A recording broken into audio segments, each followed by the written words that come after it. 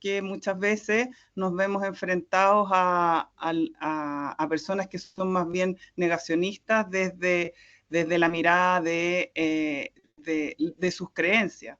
Aquí el tema es, ¿estamos hablando desde nuestras creencias o estamos hablando desde la ciencia? Entonces lo que nos está faltando un poco es hablar desde la ciencia, ¿ya? Entonces, si yo estoy hablando desde mis creencias, está bien, cada uno puede hablar de donde quiera, pero no puede hacer aparecer como que lo que yo creo es verdad. Y eso quizás les parezca que es súper inocuo en una conversación familiar o una conversación entre amigos, pero cuando una persona que tiene cierto poder o cierto grado de influencia en el público dice cosas que no son verdad, entonces ahí ya el problema es más grave porque empieza a circular un rumor o una creencia de alguien en particular en base a opiniones personales o percepciones personales. Por ejemplo, nosotros como seres humanos percibimos el tiempo atmosférico. Entonces, cuando decimos, uy, ha hecho frío esta semana, ¿y quién está hablando de cambio climático? No pasa nada con el calentamiento global. Está hablando de su percepción personal respecto del tiempo atmosférico, no del clima. Y cuando hablamos del cambio climático global, estamos hablando del clima en el planeta. Y que cambie el clima en el planeta significa que hay gente que ha estudiado el clima se estudia para decir qué clima determinado hay en un lugar, se estudia durante 30 años. Por lo tanto, es importante hacer esas distinciones, ¿ya? Por otro lado, también es importante entender qué son los gases de efecto invernadero, de qué se trata esto de los gases de efecto invernadero y qué tan malos son, porque hablamos de gases de efecto invernadero y decimos, uy, son terribles, porque nos está calentando la atmósfera en nuestro planeta completo. Sin embargo, los gases de efecto invernadero naturales, los que siempre han habido en la atmósfera, son uno de los elementos o de los factores que han hecho que nosotros podamos estar hoy día acá, que nosotros hoy día podamos vivir en nuestro planeta, ¿ya? Si no tuviéramos los gases de efecto invernadero, entonces lo que pasaría es que nuestra atmósfera tendría una temperatura media de menos 18 grados Celsius aproximadamente. Entonces se imaginan lo distinto que seríamos si es que viviéramos. Quizás viviríamos en el océano, porque si todo estaría congelado fuera del océano, no nos quedaría otra que vivir en el océano. No sé cómo nos hubiéramos transformado, en qué nos hubiéramos transformado. Más peludos seríamos todos, eso sí, estoy súper segura, porque con ese frío, pero probablemente habría lugares un poco más cálidos, ¿cierto? Y que a lo mejor nos hubiéramos concentrado en vivir ahí. Bueno, finalmente, qué bueno que ya se ve mi presentación. Pasa a la siguiente, Claudia. Porque les quería contar cómo es que lo primero que yo creo que hay que juntar o hacer ver es qué es lo que hace que en nuestro planeta haya vida, qué es lo que sostiene la vida. Porque lo que hoy día estamos poniendo en peligro es efectivamente los elementos que sostienen la vida. ¿Qué vida nos importa a nosotros? Lo que nos sostiene a nosotros. Entonces, cuando decimos, oye, plantemos más árboles para salvar el planeta, o no tiremos basura en todos lados porque afectamos el planeta, no es cierto. O sea, no estamos afectando, es cierto que estamos afectando al planeta, pero finalmente nos estamos afectando nosotros mismos. Entonces, hace unos 11.000 años sucedió algo que podríamos decir milagroso, donde en la Tierra el clima del planeta se volvió estable, medianamente estable. Entonces hablamos de que en esta era geológica la bautizamos como el Holoceno. ¿Y qué es lo que pasó? Que 100.000 años anteriores habían estado dominando en nuestra Tierra los dinosaurios. Y gracias a que ocurrió este evento del meteorito, los dinosaurios que habían estado 100.000 años siendo los reyes y señores de nuestro planeta, le dieron espacio al linaje desde el cual nosotros provenimos, que son los mamíferos. No nos olvidemos que somos animales, somos mamíferos, no fue mejor que a los otros mamíferos, pero somos mamíferos y somos del reino animal, ¿ya? Entonces, con esta estabilización del clima, nos pudimos dedicar a la agricultura, a domesticar animales, a crear el mundo moderno que hoy día tenemos. Entonces, nosotros los humanos somos los únicos seres vivos que hemos podido modificar el entorno a nuestra pinta, a nuestra manera, o sea, como nos convenga a nosotros. Los demás seres vivos lo que hacen es adaptarse, ¿ya? Y nosotros hemos podido hacer cambios tan drásticos y tan fantásticos, se podría decir, que hoy día podemos llegar a ocupar algo que se llama inteligencia artificial y que esperamos que sea una extensión de nuestra inteligencia y que lo usemos para bien y no que lo usemos para mal, porque nuestra especie es así. Pues, el libre albedrío permite a veces actuar bien y otras veces no tan bien, ¿ya? Entonces, nuestra especie ha estado manipulando el medio ambiente natural ya podríamos decir por millones de años, pero en los últimos 500 quizás podríamos decir que ha sido mucho más potente y por lo tanto hemos estado pensando en que podríamos cambiar el nombre a la era geológica y ponerle antropoceno porque ya hemos dejado nuestra huella muy marcada en el planeta. Y de eso se trata los cambios de era, de cuán marcadas están y por lo tanto decimos, bueno, ahora se llama de esta otra forma. Había bastante... estaban como bastante de acuerdo en general los científicos, pero hace como un mes atrás no estaban nada tan de acuerdo, entonces todavía no sabemos si estamos en el antropoceno o no, pero eso no es lo importante, ¿ya? Lo importante es nuestra relación con nuestro planeta, ¿ya? La siguiente. Entonces, ¿qué es lo que hacemos los seres humanos? Hemos construido formas de vivir que se materializan en el territorio, formas de vivir que nos facilitan la vida en el fondo.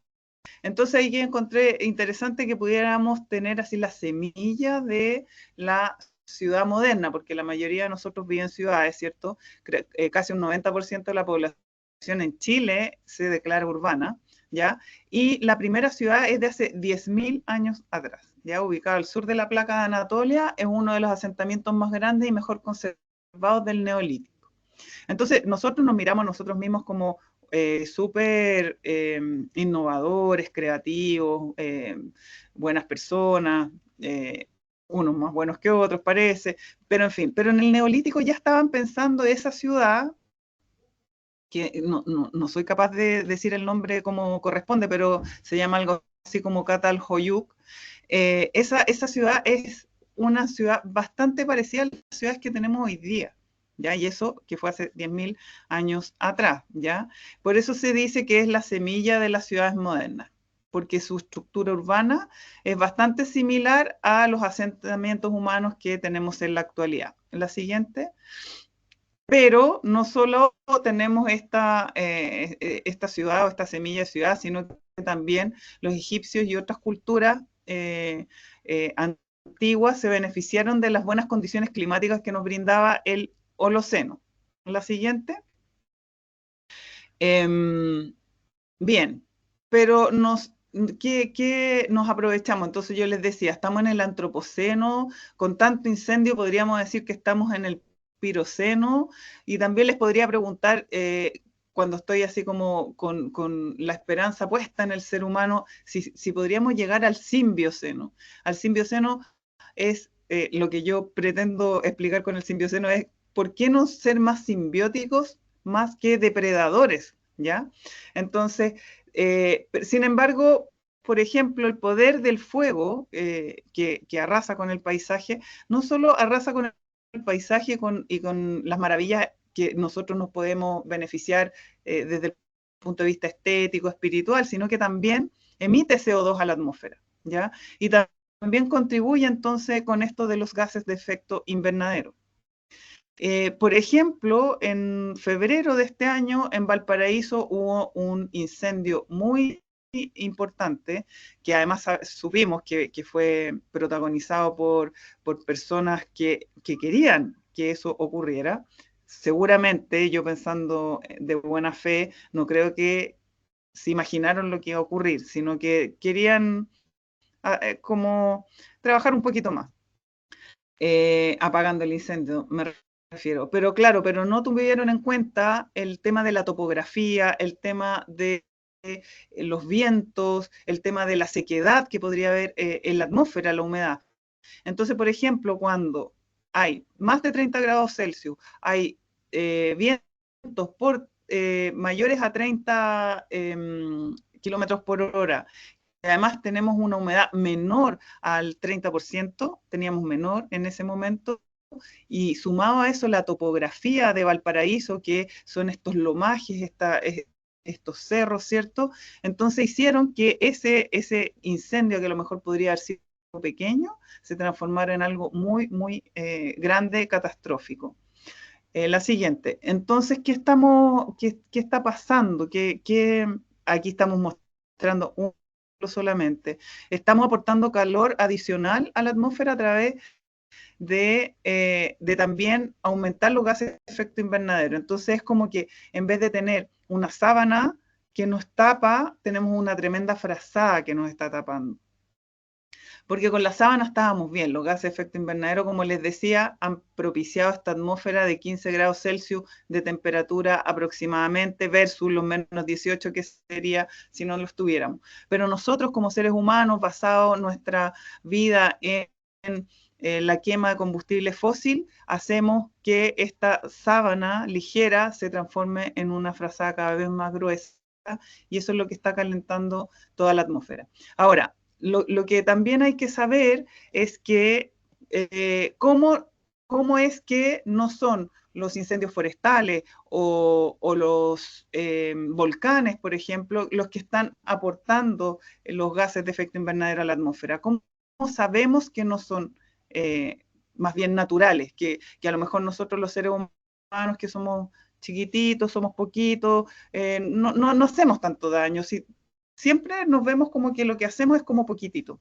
Bueno, químicamente, un carbono que proviene de la quema de combustibles fósiles es distinto a el carbono que viene de una erupción volcánica. ¿Y por qué es distinto? Porque tiene distintos isótopos.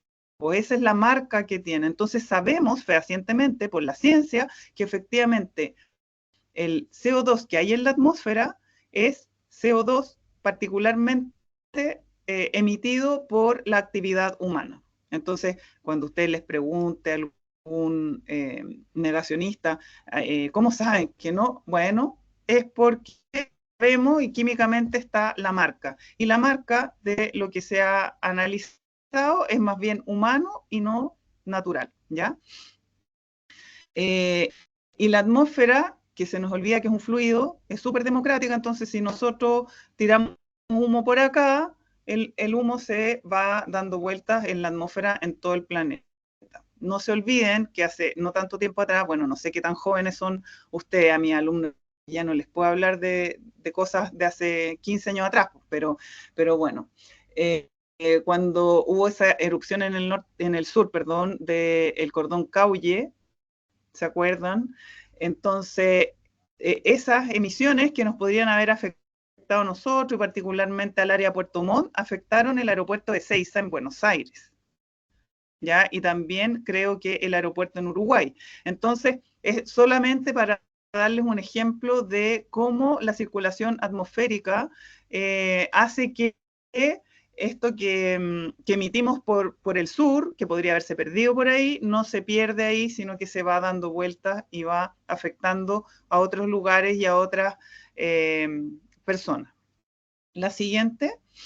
Entonces acá en esta gráfica mostrarles qué es lo que pasa con esto de lo que nos aporta el Sol, que el Sol es lo que mueve este planeta, ¿cierto? Entonces el Sol nos aporta luz y calor, obvio, ¿ya? Y entonces nosotros en la atmósfera entra esta luz y este calor, y la Tierra lo recibe, pero también lo refleja. Y lo que refleja es lo que atrapan los gases de efecto invernadero. ¿ya? Entonces no dejan irse a expandirse hacia el espacio, y por lo tanto eso es lo que se va acumulando y va haciendo que cada vez hayan más gases de efecto invernadero y no solo aquellos naturales que teníamos en este benigno Holoceno, ¿ya? La siguiente. Bueno, entonces estos gases de efecto invernadero absorben esta parte de la radiación térmica emitida por la Tierra que impide que salgan de la atmósfera, ¿ya? Y esto entonces altera este balance de energía y provoca que la temperatura de la superficie terrestre vaya aumentando. Entonces, no solamente la superficie terrestre como tal, la superficie de tierra, sino que también las aguas, los mares, ¿ya? Entonces, y como también tenemos este defecto de que abordamos las cosas como compartimentalizadamente, entonces no sabemos o no todos conectamos que el mar también tiene que ver con la atmósfera. Y entonces si se calienta el mar, también se calienta la atmósfera. Y por eso que tenemos estos problemas y estas distintas influencias, si es que tenemos el fenómeno del Niño presente en el Océano Pacífico, tenemos el fenómeno de la Niña. Entonces el Niño nos trae más lluvia, pero nos trae más temperaturas más altas en verano. Y la Niña nos trae menos lluvia, ¿ya? Entonces, de cualquier manera, nos afectan, nos afectan de alguna forma, pero tenemos que darnos cuenta que está conectado en todo está conectado, nosotros mismos estamos todos interconectados. La siguiente. Eh, bueno, cada año bueno, ustedes saben que se registra hace muchos años la temperatura, las precipitaciones, y entonces podemos tener la certeza de que cada año los veranos son más calurosos. O sea, cuando decimos, bueno, ¿cuándo fue el verano más caluroso? Entonces, no sé si ya el 2019 fue batido el récord entre el 2020 y el 2024, pero probablemente sí, ¿ya? Y las diferencias son de 1 grado nomás, no estamos diciendo que, uy, el 2019 se disparó, pero los otros años fueron bastante bajos, no, son diferencias de algunos, de 1 o 2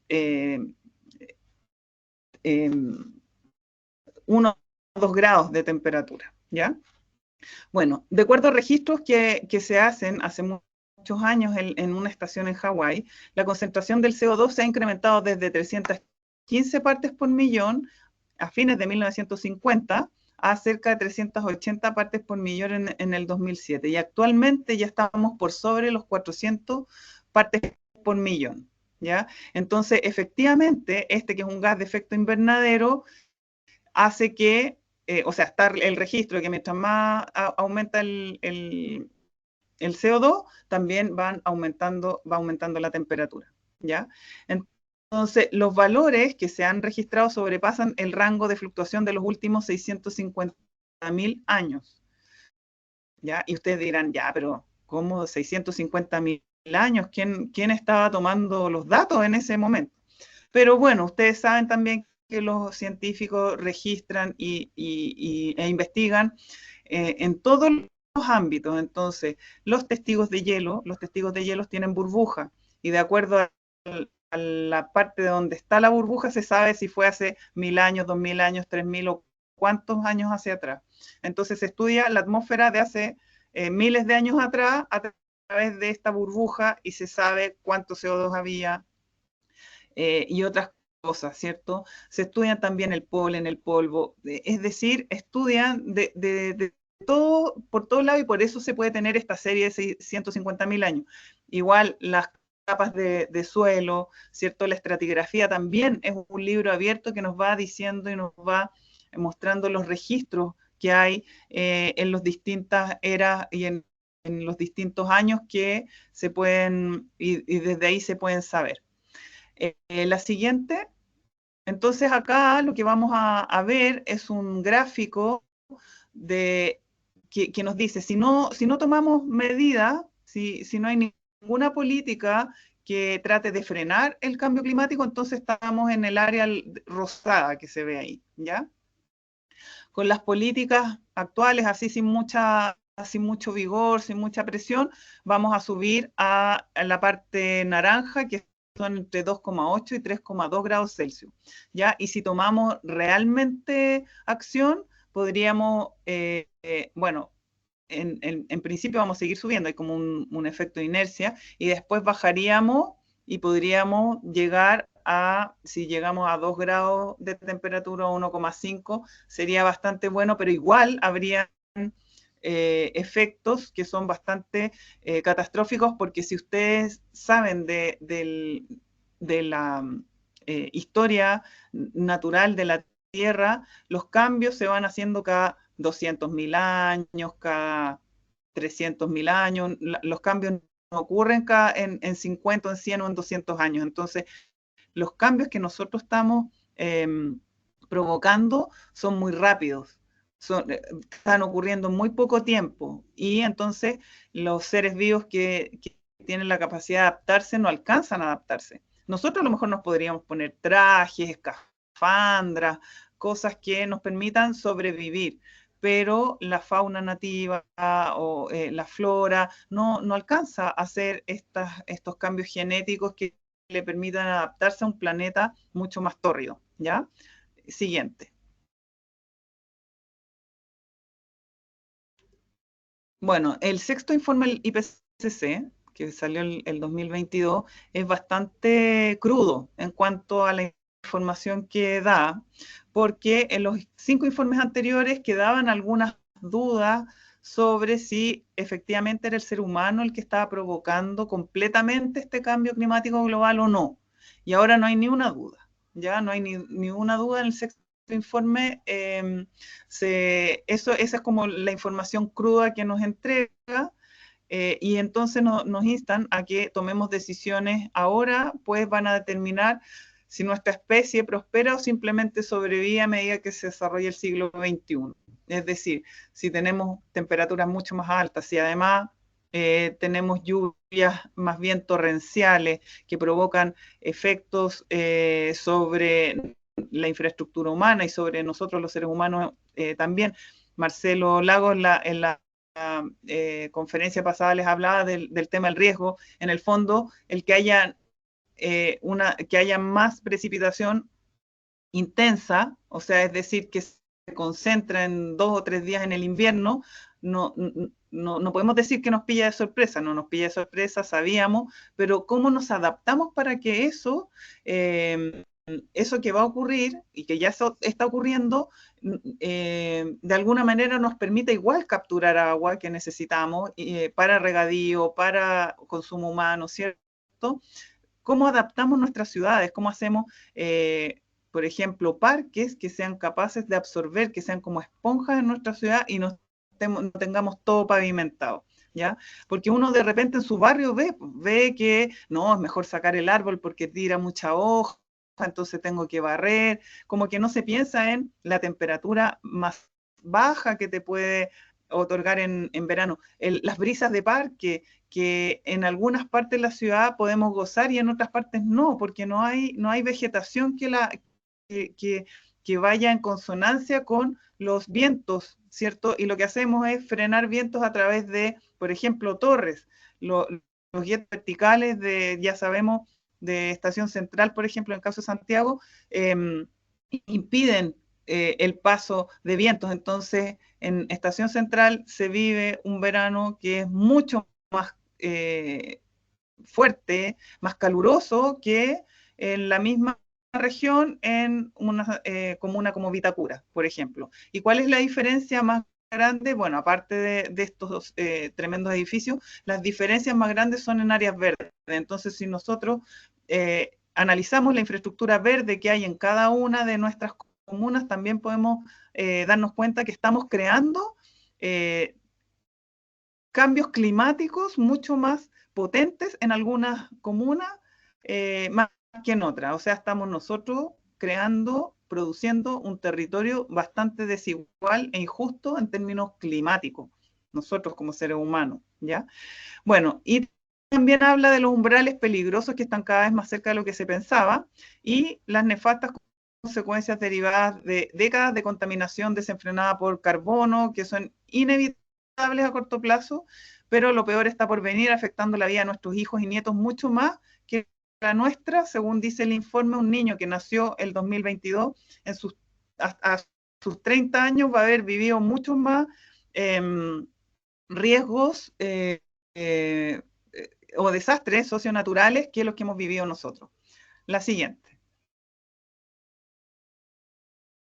Bueno, tenemos efectos como el calor, las noches cálidas, las sequías prolongadas. Nosotros con las olas de calor, a veces alguien dice, no, es que yo soy veranista, entonces me encantan las olas de calor. No creo que le encanten mucho y que entienda lo que son las olas de calor y que están asociadas también a las noches cálidas, sobre todo en la ciudad que además crea estas islas de calor en el sentido de que este cemento y el asfalto y todo lo que nosotros vamos creando va tomando durante el día temperatura, ¿cierto? La va almacenando y en la noche la va soltando. Entonces, si hace calor en el día y no baja mucho la temperatura para la noche, además este asfalto está entregando más calor, entonces se producen estas noches cálidas, que yo siempre le digo a mis alumnos que puede sonar como sexy, como romántico, pero no es nada de sexy ni de romántico, porque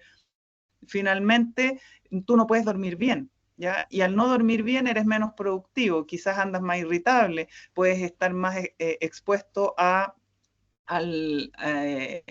una enfermedad, se te baja el sistema inmunológico, entonces tiene un montón de problemas. De hecho, por ejemplo, olas de calor causaron 500 muertes repentinas en 5 días en Canadá, hace 2 o 3 años atrás.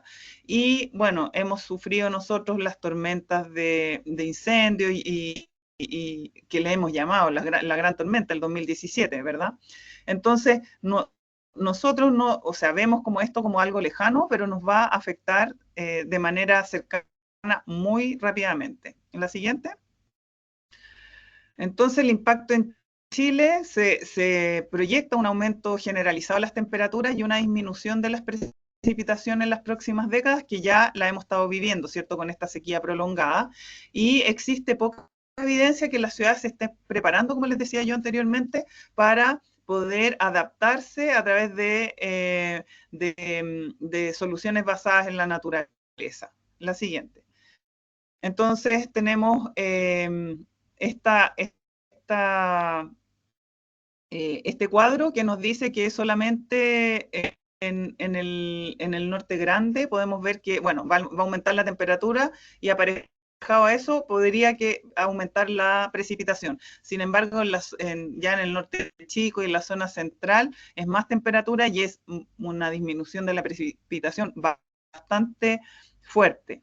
¿Ya? Y en la única parte donde la precipitación podría ser mayor que lo que es hoy día o que ha sido en los últimos años es en el sector de Punta Arenas y hacia la Antártica. Y más bien se nota es más hacia el océano, o sea, tampoco sería un agua que nosotros pudiéramos aprovechar si lo miramos desde el punto de vista más antropocéntrico. En la siguiente.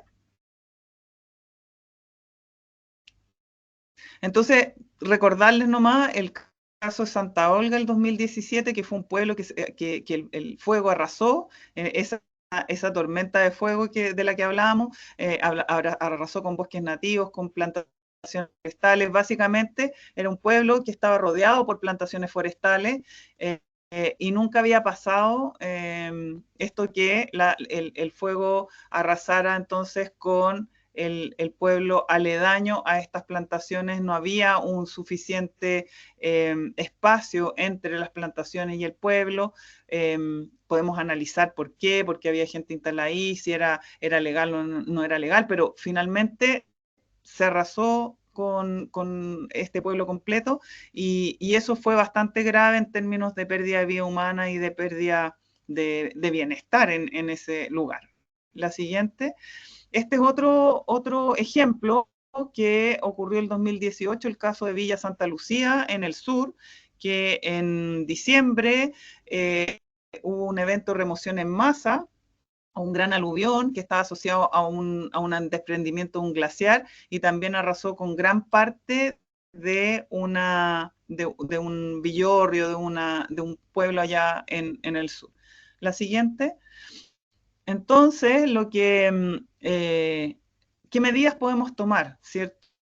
Primero tenemos que creer en la ciencia, basarnos en la ciencia para tomar medidas, porque si no consideramos los efectos del cambio climático, eso nos va a llevar a que no seamos resilientes, y no ser resilientes significa que vamos a perder infraestructura, que vamos a perder productividad, que vamos a perder vidas humanas. Bueno, nos enfrentamos a un sinfín de riesgos que probablemente tampoco los tengamos todos tan claros, ¿ya? La siguiente. Bueno, como esto del cambio climático es bastante, se podría decir, poco optimista, no nos podemos, no podemos quedarnos con eso, con lo poco optimista, porque finalmente no queremos que nuestros estudiantes sean, o provocarles que estén apesadumbrados o que entren en depresión, ¿verdad? Porque esto provoca ansiedad. Yo cuando estuve más involucrada en las investigaciones, en pandemia, leyendo el informe del IPCC y todo eso, en un momento me vi muy, muy, muy afectada. Entonces esto de la ecoansiedad es verdad, pasa. ¿Ya? Entonces, mis alocuciones respecto al cambio climático terminan con alguna esperanza, porque no podemos sembrar la desesperanza, creo que eso es nefasto. Entonces hay ciertas soluciones basadas en la naturaleza. ¿Qué son las soluciones basadas en la naturaleza? Es poder mirar la naturaleza y tratar de imitarla. Entonces, aquí hay un ejemplo de bosque Miyawaki. Miyawaki fue un señor japonés, no sé si está vivo o muerto ahora, pero un japonés que se dio cuenta que ciertas formas de hacer plantaciones hacía que las plantas crecieran más rápido. Entonces, en vez de demorarse, no sé, 100 años en llegar a un bosque adulto, quizás ya a los 10 o 20 años ya los tenemos bastante crecidos. Y esto, bueno, hay varias fundaciones que se dedican a hacer plantaciones Miyawaki. Y aquí hay un ejemplo concreto de un bosque Miyawaki que está en la comuna de María Pinto, en la región metropolitana, pero hay otro bosque Miyawaki que está en el MIM, en el espacio que se llama Adriana Hoffman. Entonces hicieron un bosque Miyawaki que uno puede ir a visitar. Y hay otro bosque Miyawaki que también se puede ir a visitar, que está en La Reina, en el Parque Mahuida, ¿ya? Que tiene que tener unos 3 años. Entonces, hay formas de ser resiliente o hacernos resilientes a través de soluciones basadas en la naturaleza. La siguiente. Los huertos urbanos. Los huertos urbanos tienen varios beneficios. Uno, que se crea comunidad, se crean lazos, ¿verdad? Por otro lado, haces que las hortalizas o lo que vayas a cultivar esté en la misma ciudad. Por lo tanto, la huella de carbono del traslado de este tipo de producción agrícola es mucho menor, porque está creada en la ciudad. De hecho, en Holanda tienen como un gran invernadero donde cultivan lechuga y me imagino que otras cosas más, y entonces está ahí mismo en la ciudad, y la a los mercados ahí cercanos. Entonces, tiene la riqueza de crear comunidad, tiene la riqueza de poder acceder a comida sana. También son una esponja para tener la posibilidad de, cuando hay lluvias torrenciales, también ir tomando esta agua y traspasándola a las aguas subterráneas, que es súper importante que sigamos alimentando las aguas subterráneas, porque en algún momento vamos a tener que echar mano de las aguas subterráneas, pero si hemos secado todos los pozos, no hay ninguna posibilidad. O si hemos permeabilizado todo y entonces el agua corre y llega directo al mar, entonces también ahí perdemos, ¿ya? Y tiene, bueno, esta ventaja de que como está inserta en la ciudad, la huella de carbono de esos productos es bastante baja. Así que es una buena forma de actuar en las municipalidades en que tienen sus espacios para hacerlo. En este caso son huertos urbanos en La Reina, pero también he visto que de repente en los bandejones que están generalmente sin ocupar, también se ocupa y se hacen huertos o las comunidades se juntan y tienen un espacio donde también hacen compost, entonces ahí también es súper bueno porque estás manejando toda la basura orgánica que nosotros generamos, que tiene que ver con las hojas de lechuga que descartamos, las cáscaras de papa, las hojas de repollo y así. Todas esas cosas que descartamos las podemos convertir en tierra orgánica que es súper nutritiva para los cultivos. Y la siguiente.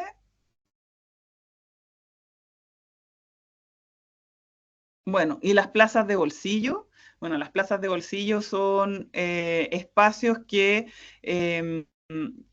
de alguna manera enriquecen la ciudad y la experiencia en la ciudad y la vivencia de uno en la ciudad. O sea, mucho más interesante ir caminando por la ciudad y que un espacio baldío esté con quitasoles y con arbolitos y con un food truck que versus que esté lleno de basura, porque generalmente eso es lo que pasa con esos espacios. Entonces, es una bonita forma de poder ocupar bien el espacio y de transformarlo en algo que aporta a la comunidad y que embellece la ciudad. ¿Ya? Entonces, esto de mirar a la naturaleza, mirarla con ojos científicos, pero con ojos de amor también, quizás hace que podamos imitarla y podamos ayudar a restablecer su forma de actuar y los beneficios que nos brinda.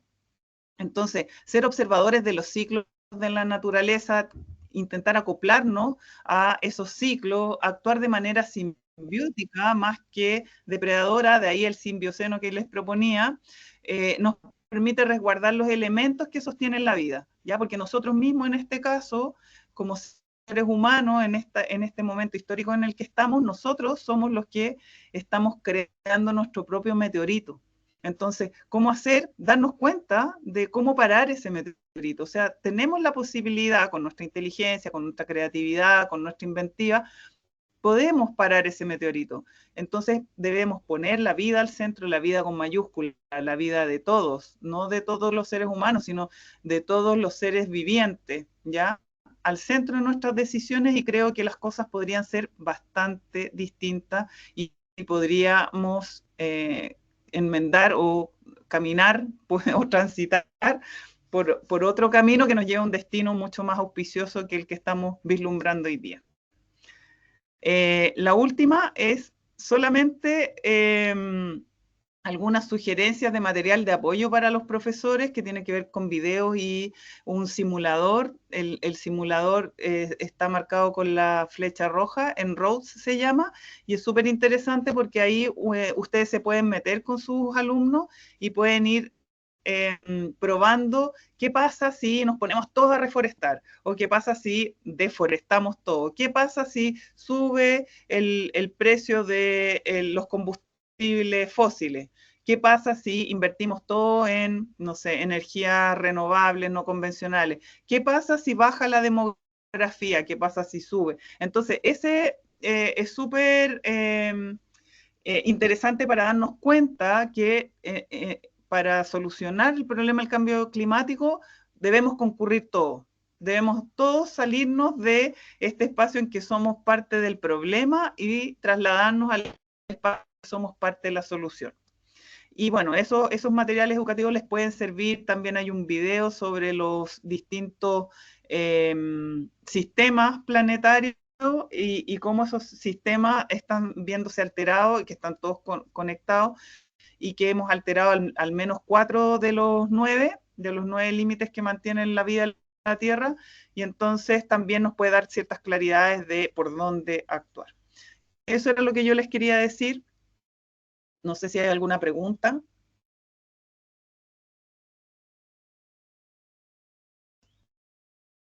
Ah, creo que ha estado muy interesante, Valeria, todo lo que nos has contado. Y el tema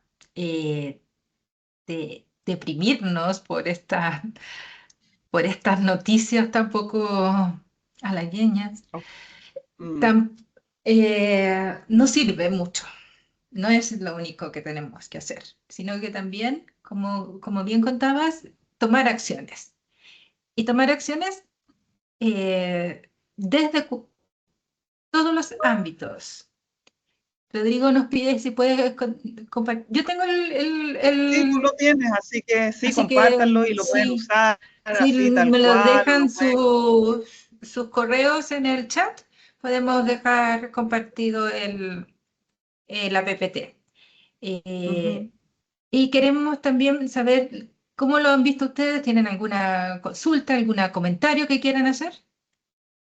Dice Wilson, la No, capa de ozono está regulando las olas de calor. de calor. No, ¿En qué sí, condición no. está la capa hoy? Ya, la capa de ozono es un tema ambiental que siempre se ocupa como una forma de darnos esperanza, porque la capa de ozono no tiene que ver con el cambio climático, ya la capa de Ah, ozono ok. tiene que ver con los rayos ultravioleta, y eso lo tenemos que tener claro porque siempre se nos mezclan. Y la capa de ozono se ha ido recuperando. Es decir, en los años 90, que teníamos el hoyo en la capa de ozono, ¿cierto? Se hablaba del tremendo agujero en la capa de ozono y nos está afectando a nosotros particularmente por la posición en que tenemos cercanos a la Antártica y eso. Bueno, todos, digo, la mayoría de los países se pusieron de acuerdo, no, vimos que el problema eran los CFC, que estaban asociados al gas que se le ponía al refrigerador y al gas que hacía que pudiéramos tener estos spray y se cambió y la naturaleza se va regenerando. Entonces ahí hay un buen ejemplo de que si nos ponemos de acuerdo y hacemos cosas bien, la naturaleza es súper generosa y se empieza a regenerar. Así que es una muy buena, qué bueno que me preguntaron, porque una forma de mostrarle a nuestros alumnos que sí podemos hacer las cosas distintas y que sí tiene solución. Gracias, Valeria. ¿Quién más tiene alguna consulta? Están dejando sus correos, así que vamos a poder Sí, buenísimo. compartirles la PPT. Sí. Así que, no, Y lo otro es les que en la quedo, PPT sale mi correo, parece, creo, no estoy segura, pero también lo puedo lo poner puedo en agregar. sí, o lo puedes tú mandar, y me pueden escribir también y pedir algún material de apoyo si es que lo necesitan. Les recordamos que este webinar va a quedar grabado en nuestro canal de YouTube. Lo pueden volver a ver, comentar con sus colegas. Lo bueno sería también que vieran cómo en la escuela, entre las miles de cosas que sabemos que pueden hacer, cómo se concientiza, cómo se educa, cómo se habla del cambio climático con propiedad, con este conocimiento que nos acaba de entregar Valeria y también que se puede tomar de distintas asignaturas, desde lenguaje, desde matemática, obviamente que desde las ciencias, pero la reflexión, el hacer partícipe a los alumnos que están muy, muy preocupados de estos temas. De hecho, sin más, podemos ver que la tasa de natalidad en Chile está cayendo muy rápidamente. Las parejas jóvenes hoy optan más por tener mascotas que hijos. Y eso Ujú. también habla de esta Preocupación, depresión y esta sí. preocupación en torno a lo que viene en el futuro. Eh, Así que les dejamos también el, el correo nuestro del CPIP por si tienen alguna consulta, quieran tener algún, algún vínculo más.